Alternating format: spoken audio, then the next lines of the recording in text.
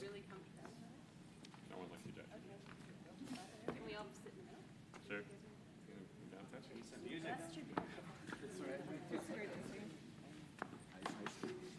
Come on over, everyone. Evan, John. What? Yeah. Can you guys move over so we come don't over a have little bit? people just... Oh, yeah.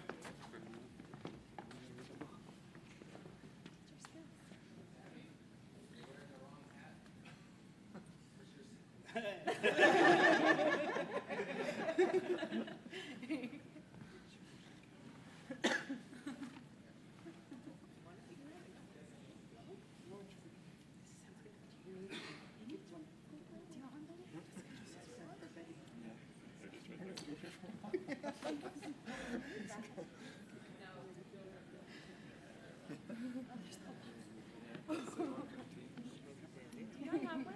You don't have one yet. Oh. Put it over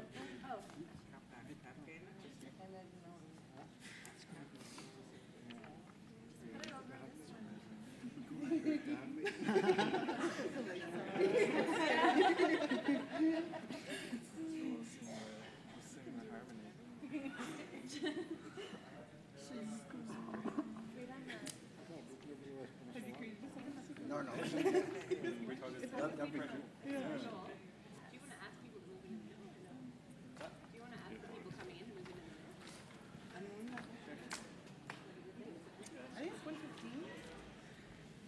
Check, check. We're going to get started in a second. Keep coming in, come into the middle and fill it up. There's lots of room on this side. Thank you for coming.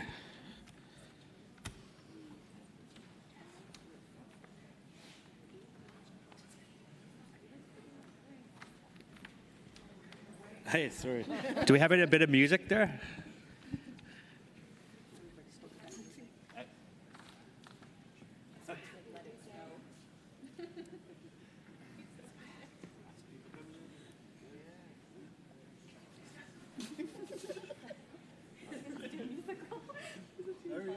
No, I think it's appropriate, you know. Smile. That's any kind of directive to something that you should rephrase.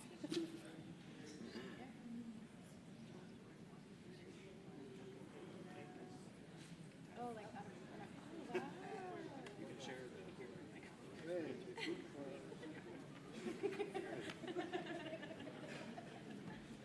Good for acting day. after we are. After this. Yeah. And oysters. Yeah. Here for a week. Oh. So tomorrow. Is it 20 minutes? About 45, 50 minutes? I think like 15. $10. Because you said 500, so I divided it.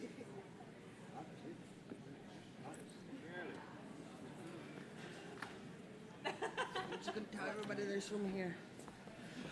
For the people that are just coming in, we have a lot of room over here. There's lots of seats open.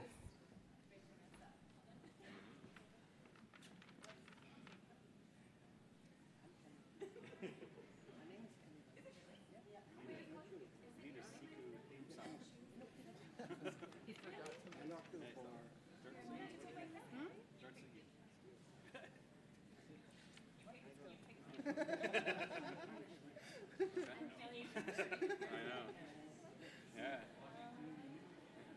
I don't play much. I'll sing. Huh? Play bass? Play bass guitar? Sure. Yeah. I didn't know. I just thought Kelly was on Facebook. You want to shoot say like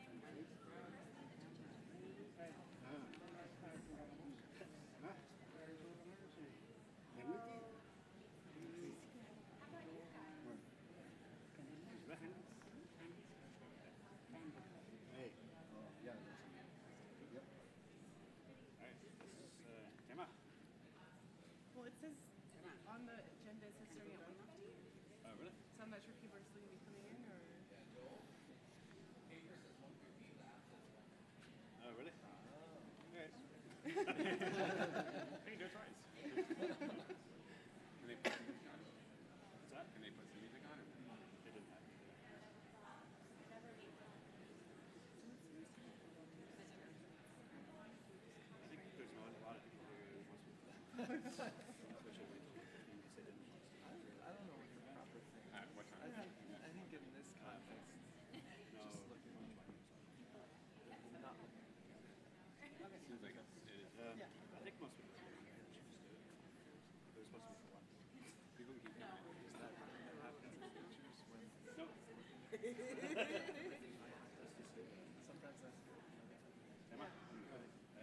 Candace, we're just going to start anyway. Okay.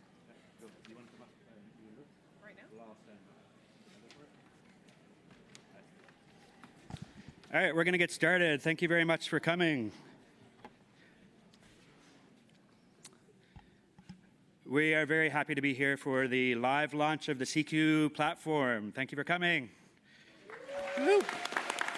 We have our team up here. It's been a long while in the making, and it's been through all the support of people like you that have really helped make this happen. So thank you for coming. Thank you for showing your support. And it's really great to be at this stage and to be able to share this with you now. All right, so we're going to get started. The presentation, we're going to give a little bit of background about where it came from. Our charity, the Arctic Eider Society, is based in Senekilluaq, and that's the charity that is behind the SIKU app. We are an Indigenous-driven charity, and you might recognize us. We kind of got started with the film People of a Feather that catalyzed our programs, and but we do a lot more than ducks now. But the ducks are still important. Eiderdown is the warmest feather in the world, and so now that's kind of a tech thing going on. It's about the best of nature's technology. Eiderdown is the warmest feather in the world. And just because technology is new doesn't mean it's better. So, we're going to introduce a fancy app today, but if you don't keep it inside your Eiderdown Atigi parka, then it's going to freeze and it's not going to work.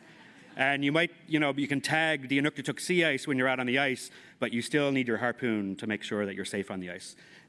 And so it's about how can we bring together the best of the new and the old? How can we bring together Indigenous knowledge and science in a kind of common framework? So the feather is now more of a metaphor than us doing just duck stuff. So the Senekilluaq's based out in the southeast corner of Hudson Bay on the Belcher Islands, and this is what it looks like. And it's a pretty amazing place to study sea ice and to understand what's going on. There's flow edges in every direction, plenty of habitats for animals, and so this is kind of where this whole app had came from, but now it's spreading it all across Inuit. So our charity has three main pillars. The first one is around community-driven research, helping facilitate self-determination, providing employment for hunters, working on concerns that are of priorities to local communities. The second is around education, using some of the data that's been collected by hunters to help teach math and science in schools to get those kids interested in being the next generation of scientists and leaders. And then, so we can then partner those youth up with the hunters going out on the ice to get that hands-on experience. And the third is around environmental stewardship. And the SIKU app is something that helps tie together all of those different things. And it started out as a prototype that we used for our programs, connecting community-driven programs in Senekilluaq, Inukjuaq, Gumiraq, Kujarapik, Shashabi, and now it's been scaled up thanks to the Google Impact Challenge to be able to take it all across Inuit. So we're going to start with a little bit of background about what inspired the SIKU platform in the first place. Then we're going to talk about the co-creation, and then we're going to show you the features. So I'm going to introduce Lucas Gatangnak from Senekilluaq, our board of Arctic Eider and the Senekilluaq Hunters and Trappers Association to talk about a bit of the inspiration that was. We're going to show the video first, and then he'll talk about the inspiration. The word for sea ice connects communities across the Arctic. SIKU, the Indigenous Knowledge Social Network. SIKU is a mobile app and web platform created by and for Inuit, providing tools for weather, ice safety, and hunting stories, as well as knowledge transfer and language preservation. The weather's changing, the ice conditions is changing. And when we're driving a snowmobile or walking, we have to think before we get on that ice. So this one's no good. If you try to pass by through this, you'll lose your snowmobile. SIKU puts Indigenous knowledge and observations front and center alongside weather and safety services, including sea ice products, tides, marine forecast, and satellite imagery, This lets hunters share dangerous and changing conditions with their communities using their own language and knowledge systems. We used to get our information on 5 different websites. Now with SIKU, all that information is in one place, also with the information from the elders and hunters. SIKU includes profiles for wildlife, sea ice, and traditional place names in multiple dialects that are taggable and act as living wikis of Indigenous knowledge. Using the mobile app while you're on the land, posts such as hunting stories and GPS tracks can be recorded and uploaded to SIKU when you are back in your community. Oral history has been a big part of the Inuit tradition. Nothing was written, so everybody just had a good memory. Now with the SIKU, we are providing new ways how the Inuit knowledge and science can work together. SIKU helps you document the data that has always formed the basis of Indigenous knowledge and mobilize it for use in community-based monitoring, guardian programs, and self-determination in research and environmental stewardship. With SIKU, we get to decide how we share our knowledge. SIKU is a safe place to share our hunting stories. As the only social media platform putting Indigenous rights first, SIKU includes privacy settings tailored specifically for Indigenous knowledge, ensuring that no one can use your data without permission. You become a hunter because you keep practicing and you follow, and you let the elders take the lead. You still need your harpoon to stay safe on the ice, and now with SIKU, you can mobilize your knowledge, connecting hunters, elders, and youth for the benefit of future generations. I think Inuit clothing, the feathers that we use, and traditional tools, combined with technology and the tools of today's modern youth, and you put them together, would be amazing. Integrating Indigenous ways of knowing with a suite of modern technologies. SIKU, the Indigenous Knowledge Social Network, now available for Android, iPhone, and online at siku.org. Brought to you by the Arctic Eider Society. Hey, thank you.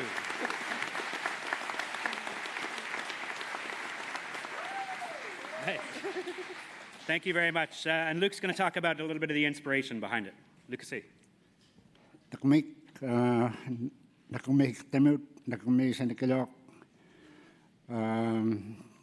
just like to say thank you for coming.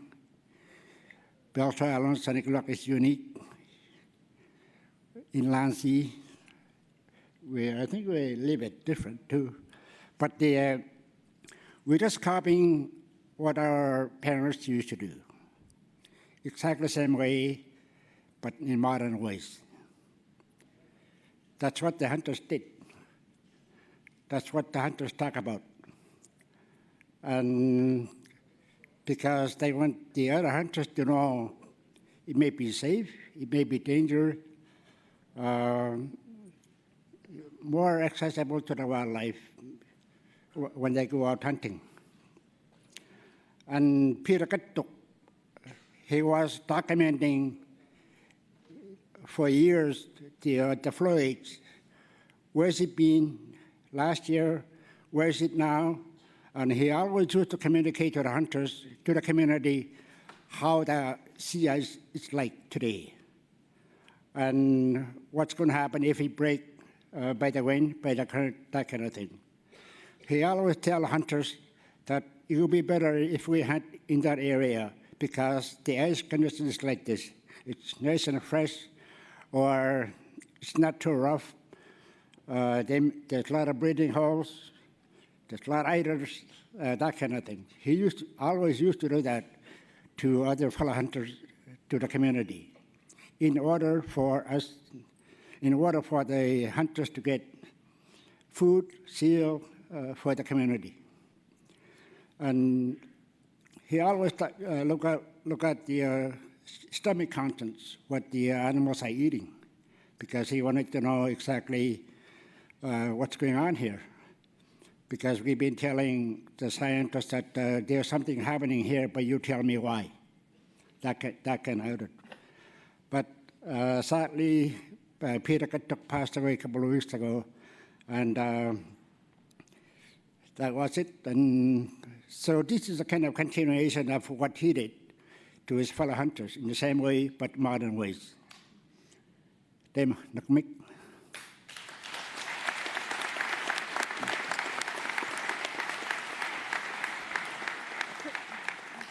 Peter was a real inspiration for this, and you might say maybe this is mostly for youth, but Peter was beta testing SIKU, and he was uploading posts from his home before we even showed him how to do it.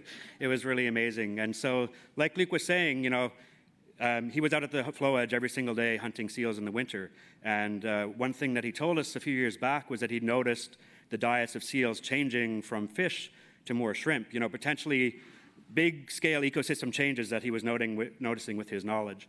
And the classic response from scientists was, that's really interesting, but it's anecdotal, we need some data. And then scientists would spend 5 years trying to prove what Inuit knowledge had already told them was true. And what's the difference there? He's out there every single day getting a data point. He talks to his colleagues, other hunters and elders for a peer review sort of system. So what's the real difference? And Inuit knowledge is based on an oral history. Scientists are really good at writing things down. So the main difference is that he didn't write it down. And so the idea is there's always been this data behind Inuit knowledge and Indigenous knowledge, and if you use something like the modern tools, take a picture and you can tag it with the animal, then you'll be documenting that knowledge that's always been there, and then Inuit can mobilize it. And so Inuit had already created groups like Hunting Stories of the Day on Facebook, but you're giving up your intellectual property, and if you ever want to find it, you're scrolling and you can't actually mobilize that. So the idea was, how can we create something that's by Inuit for Inuit that really helps mobilize that knowledge and make the most of it? And so that's kind of a bit of the inspiration behind it. So now, this is a youth poissy, so he can use the app and he can go out and he can just take a photo. This is what a stomach content of a seal looks like, kinguk and fish, shrimp, and you can tag it the same way as you can pick the animal, you can tag it in the stomach contents the same way as you can tag things on Facebook or other social media. And you can tag Inuktitut ice terminology, so Inuit can use their own science, their own classification system to document environmental change, to share real-time changes that are dangerous and that kind of thing. So that's a bit of the inspiration, and Candace Pettersson is going to come and talk a little bit about the creation process. Candace.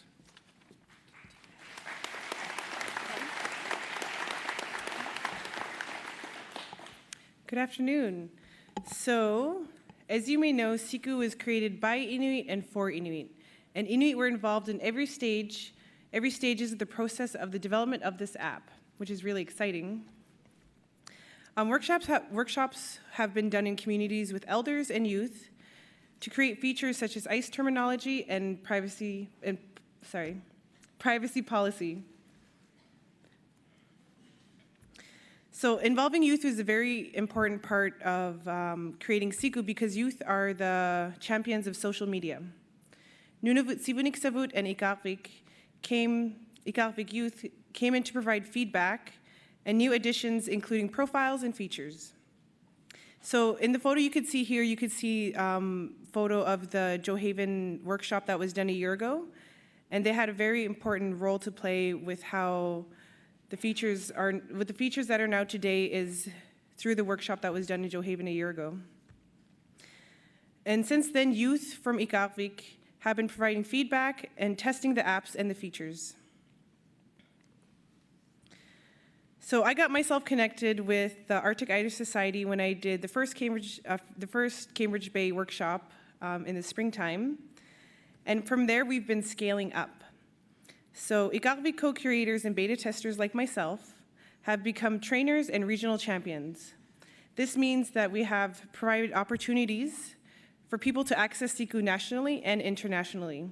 I got the privilege to go to the United Nations Conference Convention for Climate Change in Bonn, and I was able to present about SIKU there. And I also went to Arctic Circle Assembly to present about the SIKU app there too. So we're getting a whole bunch of people knowing about this app so that it could expand everywhere.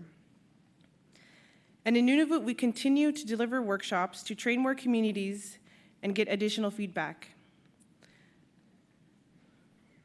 Sorry, I'm just kind of...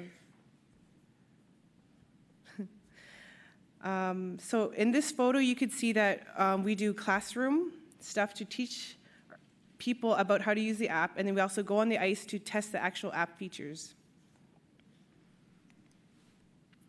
And since then, we've been in many communities across Inuit Nunangat, and now that the app is launched, We want to take this everywhere where people are interested and continue to develop it by and for Inuit. So if you're interested in having this app in your community, please reach out to any one of us and we could make that happen. So now that we quickly talked about the co-creation of the app, we're going to quickly show you some features. So I'm going to show you the wildlife and hunting stories. I think this is very good information to know because you see this stuff on Facebook all the time, and if we have it somewhere where this information is there, where you actually own your data instead of Facebook stealing, well, Facebook having access to all your data and information, I think it'll be really good because this is, I have a feeling a lot of people are going to be using this because I definitely will be. And so you could, I'm going to quickly show you all the features. It's going to be a little video. I'm going to have to talk, I'm going to talk you through the video, so if you want to look at the screens, we're going to go through it together. So this is what the app looks like when you open it, and if you want to make a wildlife observation, you just click on the wildlife. A huge variety of wildlife will be available. Today we're going to choose bearded seal, and you could choose individual groups, tracks, family, or den. And the set time and location is going to be set automatically, so the GPS location is going to be there automatically through your phone, or you could input it yourself later. And you could put a photo and description of the animal, and you could describe the animal through the sex, the age, the size, and the body condition. You could take additional photos of the animal, and you could post notes on there too. And you could describe the habitat. So if it was on sea ice, you could scroll through a huge variety of sea ice. Today we're going to choose Sinak, which is flow edge. And if you want to make it a hunting story, you could choose hunting story. Additional information will be below, and you fill that in. And if you want to choose stomach content, it's going to be there, and you could tag different animals in stomach content. Today we're going to choose Arctic cod. And you could choose on unusual if it was sick, if it was rare, if it was entrapment, or if you hunted a seal and it sank. And you could choose defaults, where you could tag the community members, contributors, projects, and organizations. And so that way it's kind of safe to have a face, so there's like no fake news and stuff.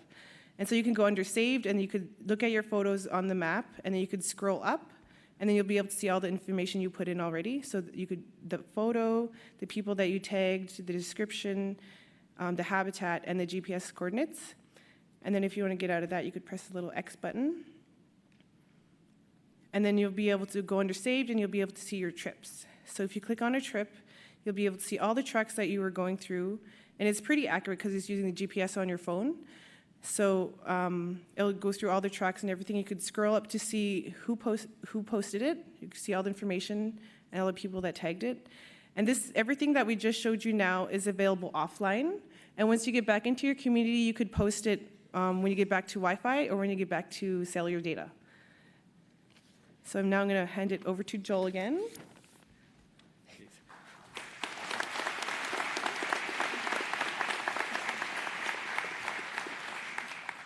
All right, so that's the mobile app. You can use it offline. You can use it offline. We're going to talk a little bit more about the online platform and so how it all links up. And so it is a social media network. That's kind of the first and foremost way it's designed. So we have the news feed on the left, but unlike a lot of social media networks have a mapping platform as well. So space and time together at last in a social media framework.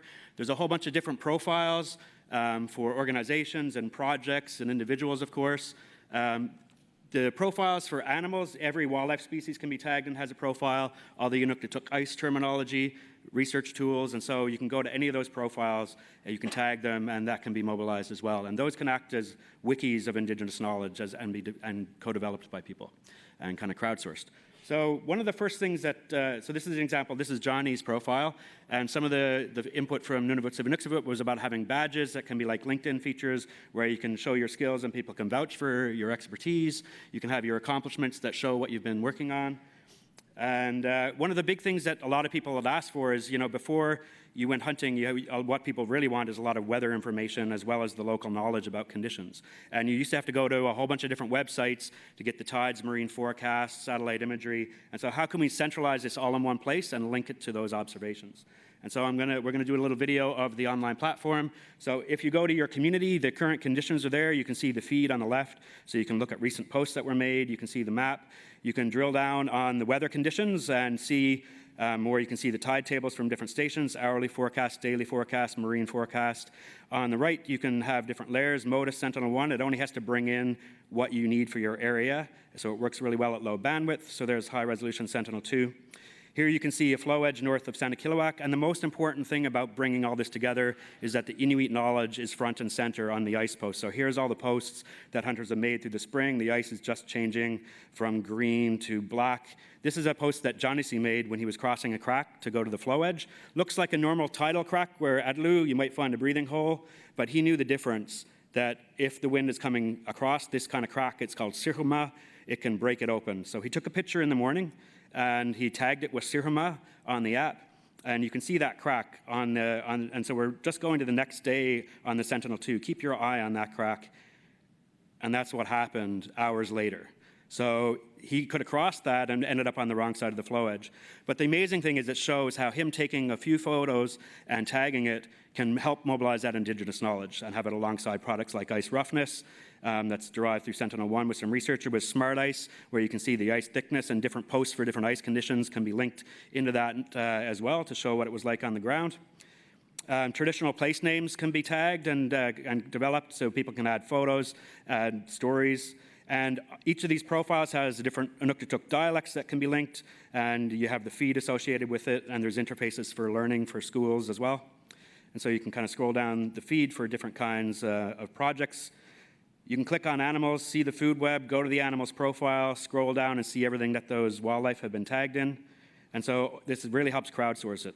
Organizations and projects show up as well with their own feed, and we'll talk a little bit about the stewardship and how that works. That's really important in this kind of framework. Basically, you own your own knowledge. First and foremost, it's about you. So all your data can be mobilized in your data dashboard and downloaded for yourself offline. And in your defaults, you can set a bunch of permissions, like can this be shareable? If you want it to be stewarded by your communities and regional organizations, maybe it's your secret berry picking spot and you want to document it, but you don't want everyone to know exactly where it is right now. Maybe there's some things that are more private, so you only want other members of projects to be able to see it, so you can change your privacy settings for things in the feed. And so basically, there's a whole suite of settings on a post-by-post basis that you as the user can control, respecting Indigenous knowledge and rights.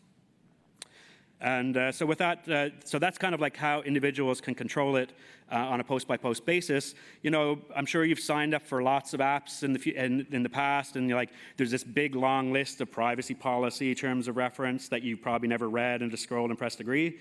In the Indigenous knowledge framework, that's probably one of the most important things. And so we really wanted to make a new framework where even SIKU platform doesn't own any of the data. You own all the data.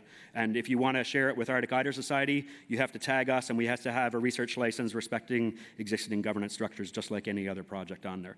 So that's what the overall framework is. There's 4 simple guiding principles that go through there. The first is about respect for Indigenous knowledge and right holders. We want it to be a safe space. You know, people have been sharing hunting stories on Facebook. There was a kid that caught a bowhead whale and was being harassed on Facebook. This will be a safe space where that can be ensured.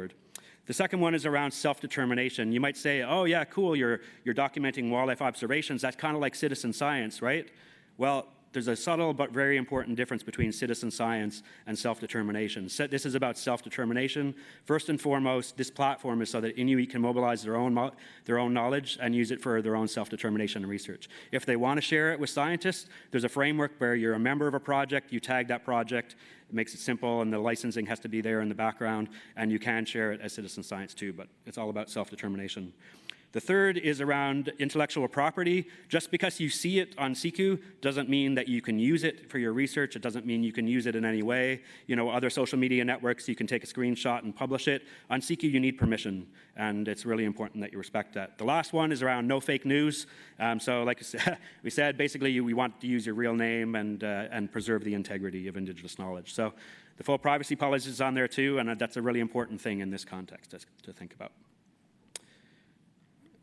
All right, so that's it. We're here for questions. We're here to do some interviews if you want.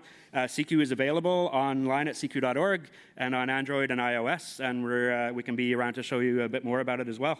And we really appreciate you coming out. And it's out. It's live. Woo! And we wanted to...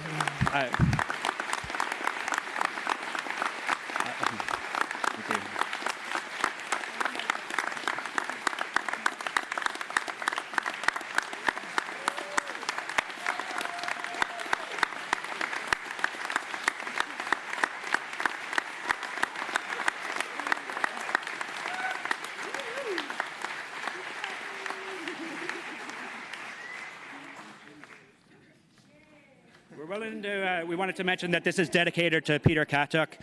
You know, our friend Megan, who's worked up in Santa Kilowak, found this quote from the Aloka project we showed earlier, that 10 years ago, Peter had said that it's time for the harpoon and the computer to work together, and we really hope that we've been able to make that happen in an important way. And so this is dedicated to Peter.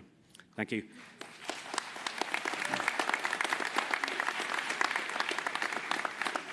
All right, we're willing to field some questions if you want. Stick around. And any questions for anyone here?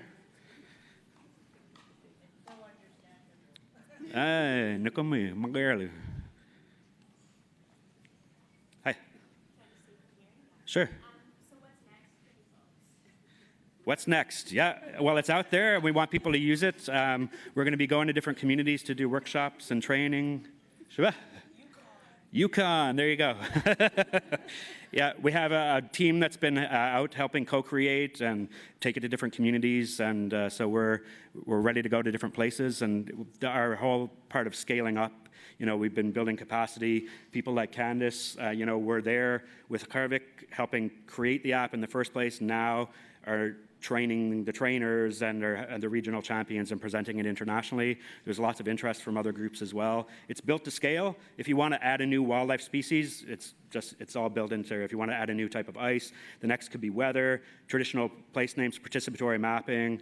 There's a long list of stuff that's coming soon that has been requested by everyone that's been a part of this, and so it's not over yet. There's going to be a lot of new features coming all the time, and we can't wait to share them with you, and we'd love to work on them with you as well. A lot of different expertise can kind of help define the features and make them so that everyone else can benefit from them.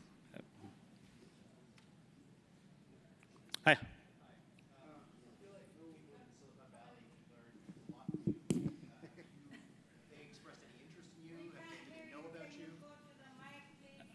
Oh yeah, we do have a mic up front here. Thanks.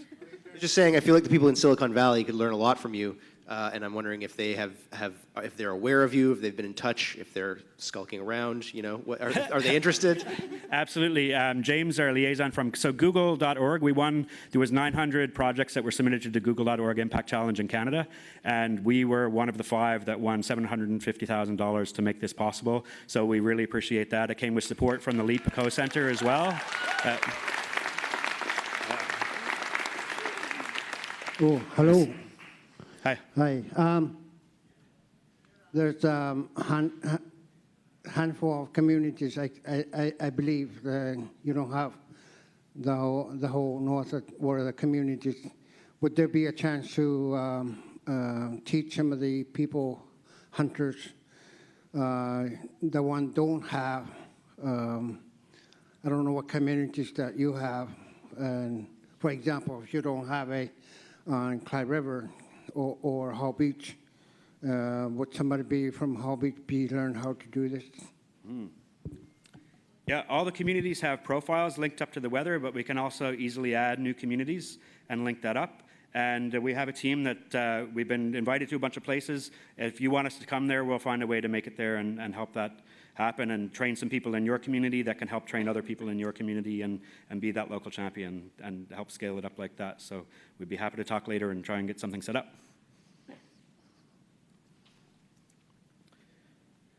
Anything else? We'll stick around, do a little press scrum. If you want to come talk to any of us, we'll be here. And we really appreciate you coming out. Thank you very much.